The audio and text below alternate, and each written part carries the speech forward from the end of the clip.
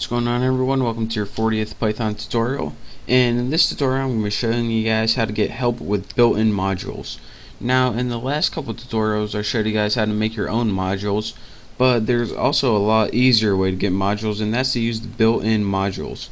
Now there are a bunch of different modules that Python built in, and one of those, and one of the most common, is actually called math. So let's import math, and I'll show you guys a couple things to do with it. One of the functions that's built into the math module is a square root function. So to use this, just go ahead and put math.square root, then put a number, and it's going to return the square root of that number. This is just to show you guys that there's a bunch of different functions that are built into this module. But if you're saying, alright, how the heck was I supposed to know that square root function was built into that math module? Well, there's a built-in function that's in Python altogether that's used to find out all the things that a module contains, and this is the variables, the functions, other modules, and that built-in function is the dir, and it stands for a directory.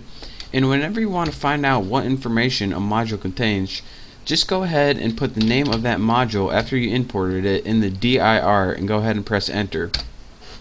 Now once you press enter, you're going to get a list of all this crap.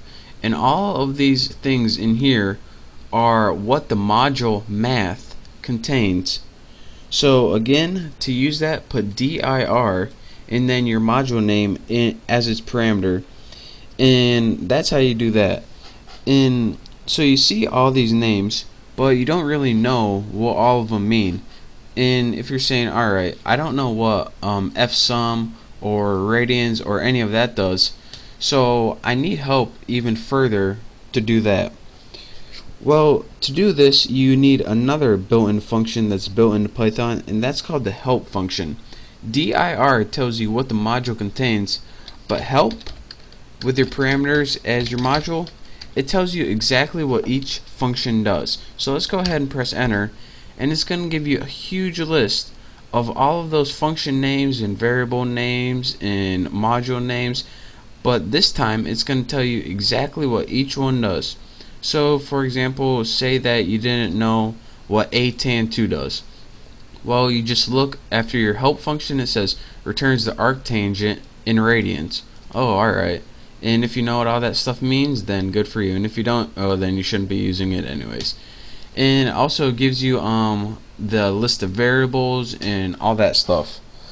So again, that is how you use the dir function to get a list of everything that a module contains, and the help function to give you like a definition of what each function and variable and all that other stuff does in a module. And the last thing I want to tell you guys about is, if you want to just look at a module real easy and see what it does before you get to using it, there's something called underscore, let me get my cursor out of the way, doc, actually doc, stands for documentation underscore.